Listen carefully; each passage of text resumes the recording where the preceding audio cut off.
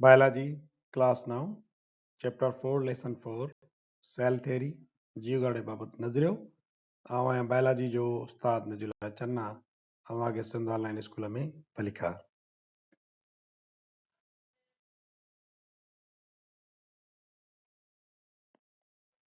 असांजे अॼोके लेक्चर जो मौज़ू आहे सेल थेरी जीव घरड़े बाबत नजरियो या जीव घरड़े वारो नजरियो।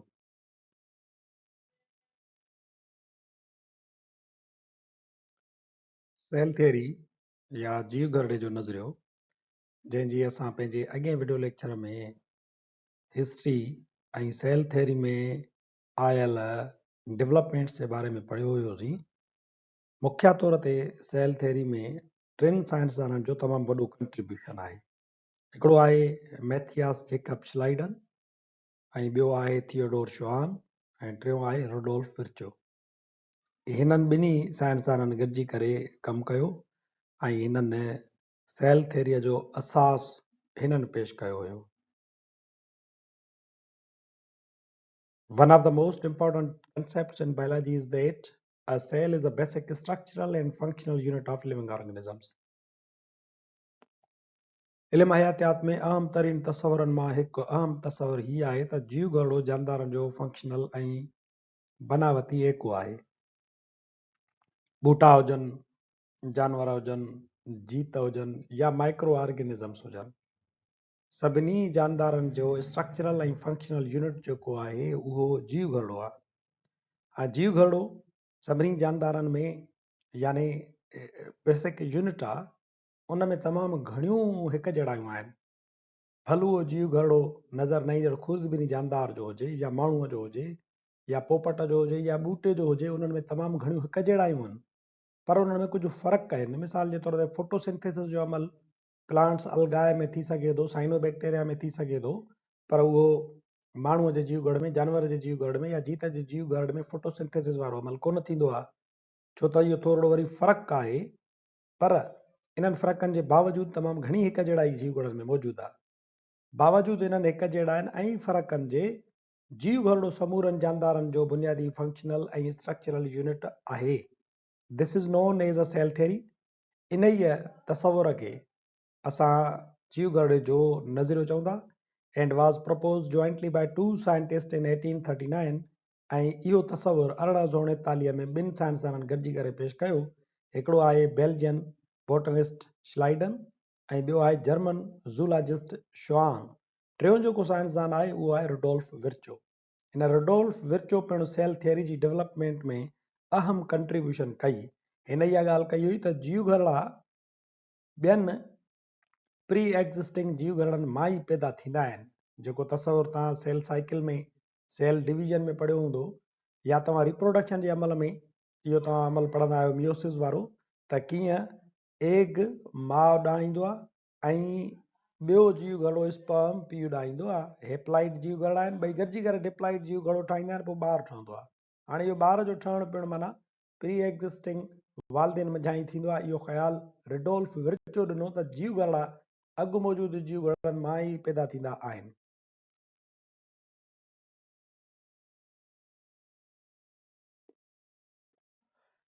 In 1855, 1855 में Rudolf Virchow, a German physician, proposed an important extension of cell theory that all living cells arise from pre-existing cells. German physician Rudolf Virchow 1855 में सेल थेरी में इहो वाधारो कयो त सभई जानदार जीव घरड़ा अॻुवाट मौजूदु जीव घरड़नि मां ई पैदा थींदा आहिनि।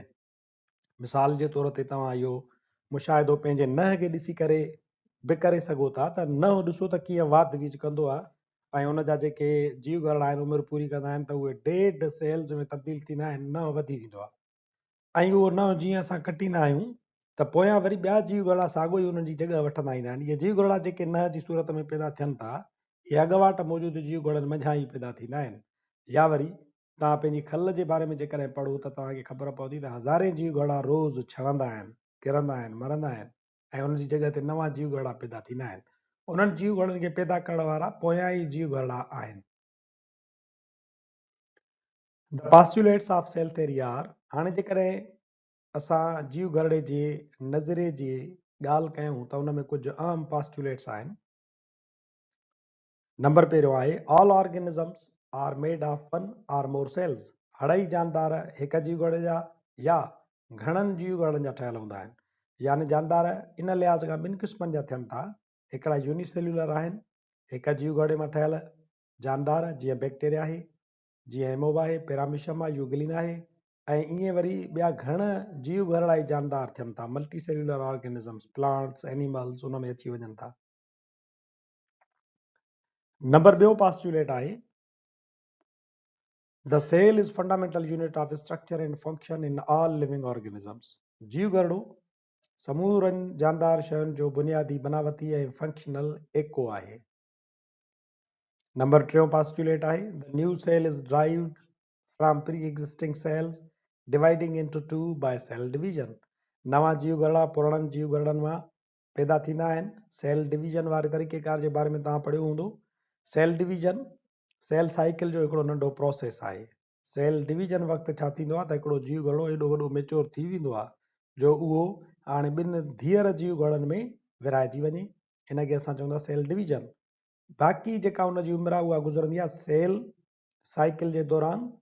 जेको वॾो फेज़ आहे उन में जीव घरड़ो वॾो थींदो आहे, उन जे अंदरि जेकी क्रोमोज़ोम्स आहिनि, जेको साइटोप्लाज़म आहे, जेके ज़रूरी ऑर्गेनेल्स आहिनि उहे डुप्लीकेट थींदा आहिनि, साइटोप्लाज़म विराइजंदो आहे, न्यूक्लियस ॿ थींदा आहिनि ऐं पोइ सेल डिवीजन में उहे अलॻि अलॻि ॿिनि धीअर जीव घरनि जी सूरत में ज़ाहिर थींदा आहिनि।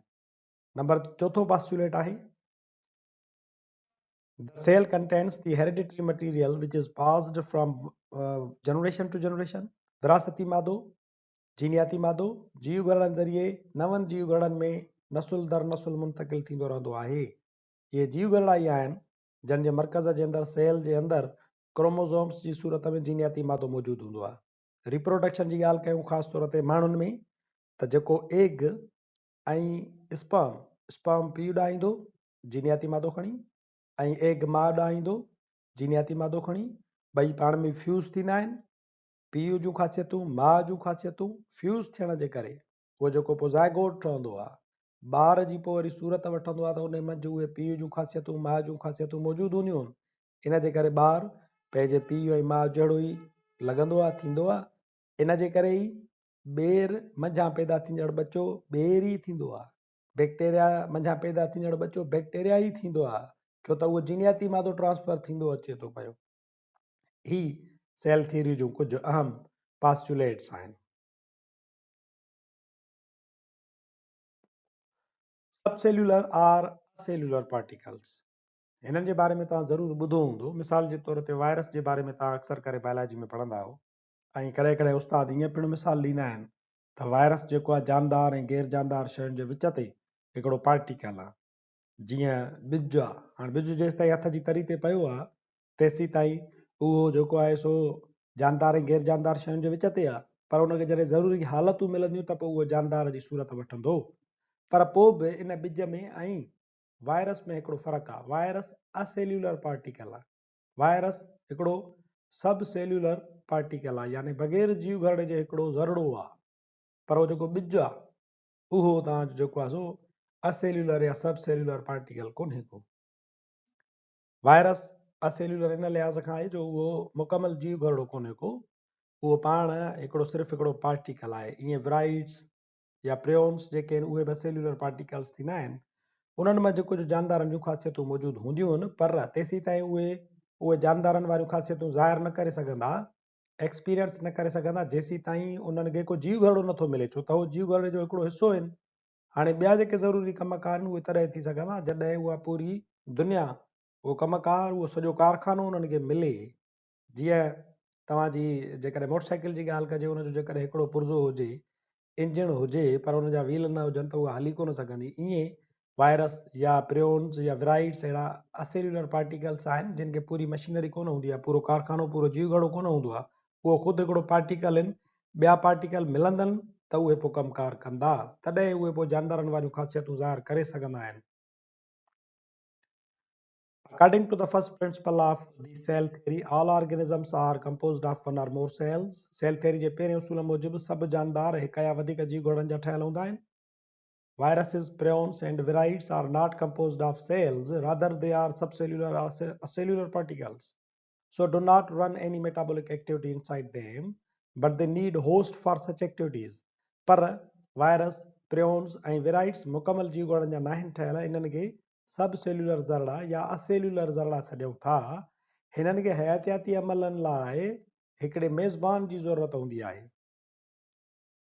मिसाल जे तौर ते वायरस जॾहिं कंहिं माण्हूअ जे जीव घर जे अंदरि दाख़िल थिए, या इहो वायरस कॾहिं कंहिं ॿिए जानदार जे जीव घर जे अंदरि दाख़िल थिए, त पोइ उन जीव घर जे अंदरि उन जे ॿियनि उज़वनि जी मदद सां ही उन्हनि जे सहकार सां पंहिंजा कमकार करे सघंदो, पंहिंजा ॿचा पोइ ॼणे सघंदो। पर जेसीं ताईं कंहिं होस्ट सेल में मौजूदु नाहे, कंहिं मेज़बान जीव घरड़े में मौजूदु कोन्हे को, तेसि ताईं ही पंहिंजूं जानदार एक्टिविटीज़ नथो करे सघे, पंहिंजा ॿचा नथो ॼणे सघे, मेटाबॉलिक एक्टिविटीज़ नथो करे सघे। तेसि ताईं ही उहे सभई एक्टिविटीज़ पंहिंजूं बंदि रखंदो आहे। अहिड़े तरीक़े सां वायरस हुजे या विरियोन हुजे, विराइट्स हुजनि या प्रियोन हुजनि, इहे बि हिकिड़े ख़ासि क़िस्म जूं प्रोटीन थियनि थियूं। इहे सभई असेल्युलर या सब सेल्युलर पार्टिकल्स सॾिबा आहिनि। ऐं होस्ट उन जानदार खे चइबो आहे जेको हिननि खे पंहिंजो जीव घरड़ो ॾिए, उन जीव घरड़े ते हमले आवर थींदा आहिनि, उन जे अंदरि रहंदा आहिनि। इंट्रेस्टिंग ॻाल्हि हीअ आहे त माइट्रोकॉन्ड्रिया जे लाइ बि ईअं चयो वञे थो त इहो माइट्रोकॉन्ड्रिया जेको आहे उहो पिणु असांजे जीव घरड़े में अची करे रहियो आहे। उन पोइ या इर्तिकाई मरहलनि मां सदियुनि खां पोइ ते, लखें सदियुनि, करोड़े सदियुनि, अरबे खरबे सदियुनि खां पोइ ते हुन असांजे जीव घरड़े में या ॿियनि जानदारनि जे जीव घरड़नि जे अंदरि इन माइट्रोकॉन्ड्रिया अची पंहिंजी जॻह ठाही आहे, ऐं पोइ उन्हनि सां गॾिजी करे हिकिड़ो हुन ॿितरफ़ो फ़ाइदे वारो अमल ठाहियो आहे। पाण बि उतां ज़िंदा रहे थो, जीव घरड़े खे बि तवानाई ॾींदो आहे, तंहिंजे करे उहो असांजे जीव घरड़े जो हिसो थी वियो आहे। हाणे असां जीव घरड़े जे बारे में इहो चई सघूं था, cells are the basic units of organisms and all tissues and organs are composed of cells. जीव घरड़ो समूरनि जानदार शयुनि जो बुनियादी फंक्शनल ऐं बनावटी एको आहे। समूरा ओॼा, समूरा उज़वा ऐं समूरा जानदार इन्हनि जीव घरड़नि मझां ई ठहियल हूंदा आहिनि। There are different types of cells. अॻिते हली करे पोइ जीव घरड़नि जा ॿ जेके आहिनि मुख्य तौर ते क़िस्म अलॻि अलॻि कया विया। हिकिड़ा सेल्स सॾिया विया प्रोकैरियोट ऐं ॿिया सेल्स सॾिया विया यूकैरियोट। यूकैरियोट जीव घरड़ा उहे हुया जंहिं जे अंदरि हिकिड़ो प्रॉपर न्यूक्लियस शामिल हुयो। उहो न्यूक्लियस हिकिड़े परदे में अंदरि बंदि जीव घरड़े जे ॿाहिरि साइटोप्लाज़म ऐं माहौल खां अलॻि पाण खे महफ़ूज़ कयो बीठो हूंदो आहे। यूकैरियोटिक सेल्स अहिड़ा थींदा आहिनि, ऐं इन्हनि यूकैरियोटिक सेल्स मां ठहियल जानदारनि खे यूकैरियोटिक ऑर्गेनिज़म्स सॾिबो आहे। प्लांट्स ऐं एनिमल्स अहिड़े क़िस्मनि जा यूकैरियोट्स आहिनि। पर प्रोकैरियोट असां उन्हनि खे चवंदा आहियूं जिन जे अंदरि जीव घरड़ो जेको आहे इन परदे बंदि हिकिड़े महफ़ूज़ शिकिल में कोन हूंदो आहे। उन में विरासती मादो हूंदो आहे, पर उहो साइटोप्लाज़म जे अंदरि खुलियल ओपन जॻह ते पियो हूंदो आहे। उनखे परदो कोन हूंदो आहे, बंदि कोन हूंदो आहे। ऐं उहे जानदार जेके अहिड़े क़िस्मनि जे प्रोकैरियोट जीव घरड़नि मां ठहियल हुजनि, उन्हनि खे चइबो आहे prokaryotic organisms. The activity of an organism depends on the total activity of independent cells through respiration and hereditary information. जानदार जिस्मनि जी सरगर्मी जीव घरड़नि हिक हिक जीव घरड़े जे गॾियल कमकार, साह खणण वारे अमल ऐं जीनियाती मादे ते इन्हिसार कंदी आहे।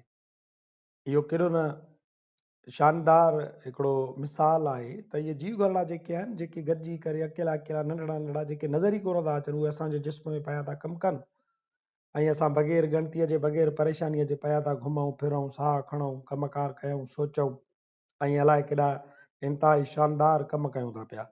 उन्हनि जीव घरड़नि जे कमकार जी न असांखे गणती हूंदी आहे, न उहे असांजे वॉलंटियर एक्शन या मर्ज़ी मूजिबि हूंदा आहिनि। उहे पंहिंजे पाण ख़ुदकार अमल तौर ते कमु कंदा आहिनि पिया। दिलि बि असांजी पई थी धड़के, फिफड़ असांजा कमु कनि था पिया, दिमाग़ पियो थो कमु करे। जेकॾहिं असांखे हिननि जी गणती हुजे त असांजो सॼो वक़्तु हिन जी गणती में गुज़री वञे त कहिड़ो जीव घरड़ो कीअं कमु करे रहियो आहे। सो इहे जीव घरड़ा गॾियल तौर ते जेको कमु कंदा आहिनि, इन ते ई जानदार जो इन्हिसार हूंदो आहे। जानदार ज़िंदा इन्हनि जीव घरड़नि जे कमकार जे बुनियाद ते ई आहे। ऐं इहे जीव घरड़ा ई आहिनि जेके हेरिडिटरी इंफॉर्मेशन ज़रिए हिकिड़े नसुल खे पंहिंजे जहिड़ा ई बचा जेके आहिनि उहे ॼणे ॾींदा आहिनि। यानी जेका नसुली बका आहे उहा पिणु इन्हनि जीव घरड़नि जे मथां दारो मदार रखे थी। न रुॻो जानदार जे ज़िंदा रहण जो मामिलो, पर उन जानदार जी नसुली बका जो मामिलो पिणु जीव घड़नि ते ई डिपेंड कंदो आहे। DNA डीऑक्सीराइबोन्यूक्लिक एसिड इहो जीव घड़नि जे अंदरि जीनियाती मालूमात या जीनियाती कोडिंग जो हिकिड़ो ज़रियो आहे। Is passed from parent cells to daughter cells during cell division. DNA cell division जे दौरान पीउ माउ जीव घड़नि मंझां धीअर जीव घड़नि ॾांहुं मुंतक़िल थींदो आहे। Cells are the smallest form of life. जीव घड़ा ज़िंदगीअ जी तमामु नंढड़ी सूरत आहिनि। The functional and structural units of all living things. इहे ई जीव घड़ा समूरी जानदार शयुनि जो बेसिक ऐं स्ट्रक्चरल फंक्शनल यूनिट हूंदा आहिनि। Your body content several billion sales.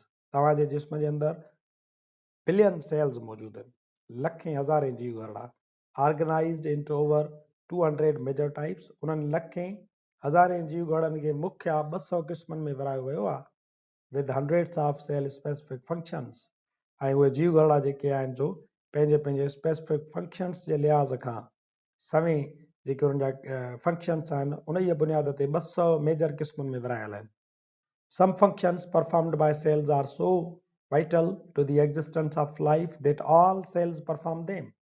For example, cellular respiration. हिकिड़ा कमकार त अहिड़ा आहिनि जेके जीव घड़नि जी पंहिंजी बका जे लाइ ज़रूरी आहिनि। मिसाल जे तौर ते सेल्यूलर रेस्पायरेशन, जेको रेस्पायरेशन जो अमल थींदो आहे, तवानाई पैदा थींदी आहे, उहो जीव घड़े जे लाइ पंहिंजे लाइ बि ज़रूरी आहे। हाणे इहो कमु अहिड़ो आहे जेको यूनिवर्सल आहे, यानी उहो प्लांट जो जीव घड़ो बि कंदो, बैक्टीरिया जो जीव घड़ो बि कंदो, ह्यूमन जो जीव घड़ो बि कंदो, इंसेक्ट जो बि कंदो। ऐं जेकी बि जीव घड़ा आहिनि जेकी जानदार आहिनि सभिनी जा जीव घड़ा इहो हिकिड़ो यूनिवर्सल कमु आहे रेस्पायरेशन जो, सभु कंदा आहिनि। पर ॿिया वरी कुझु अहिड़ा स्पेशलाइज़ कम आहिनि जीअं फोटोसिंथेसिस। इहो स्पेशलाइज़ क़िस्म जा जीव घड़ा ई करे सघनि था। जीअं ॿूटनि जो जीव घड़ो आहे जंहिंजे अंदरि साओ मादो क्लोरोफिल मौजूदु हूंदो आहे। जीअं साइनोबैक्टीरिया थियनि था, जीअं अलगाए थिए थो, ख़ासि क़िस्म जा हिकिड़ा जीव घड़ा थींदा आहिनि जेकी इहो स्पेशलाइज़ कमु कंदा आहिनि। ऐं ॿिया कम वरी अहिड़ा आहिनि जेके यूनिवर्सल आहिनि, जेके सभई जीव घड़ा कंदा आहिनि, जीअं सेल्यूलर रेस्पायरेशन। असांजो जेको लेक्चर पुॼाणी ते पहुचे थो, वरी हाज़ुर थींदासीं नए लेक्चर सां गॾु। तेसिताईं ॾिसंदा रहो सिंध ऑनलाइन स्कूल।